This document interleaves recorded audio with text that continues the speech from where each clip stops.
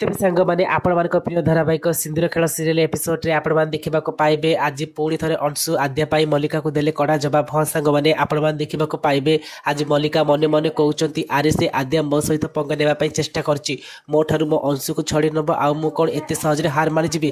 ଆଜି ସେ ଆଦ୍ୟାକୁ ଦେଖେଇଦେବି ଏ ମଲ୍ଲିକା କ'ଣ। ଏମିତି କହି ସେ ସ୍କୁଲର ସିକ୍ୟୁରିଟିକି କଲ୍ କରନ୍ତି ଆଉ କୁହନ୍ତି ଯେ ଆରେ ତମେ ଗୋଟେ କାମ କର, ସବୁ ରୁମ୍କୁ ବାହାର ପଟେ ଲକ୍ କରିଦିଅ ଆଉ ସ୍କୁଲର ପାୱାର କଟ୍ କରିଦିଅ।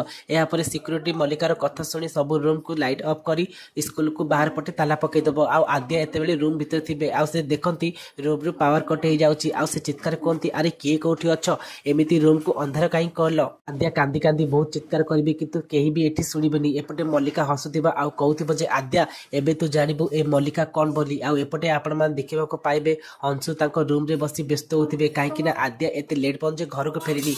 आ अंशु भाबंती निश्चय किछि आद्यांको सहित दुर्घटना घटिजी जोथि पई कि से एपर्यंत घर को आसीनी। आ से आद्या को कॉल करबा पई चेष्टा करंती किंतु आद्या को फोन टी लागु नथिबो जहा पई अंशु व्यस्त होई पड़िबे आ स्कूल जेबा पई डिसाइड करिबे। ते फ्रेंड्स आपण मान को कोन लाउची कोन आज अंशु मल्लिका को कड़ा जवाब देबे, अंशु कोन आद्या को पाखरे ठीक समय रे जाय पहुंची जिबे ना पुणी थरे आद्या को से स्कूल भितरे किछि ना किछि दुर्घटना हबो।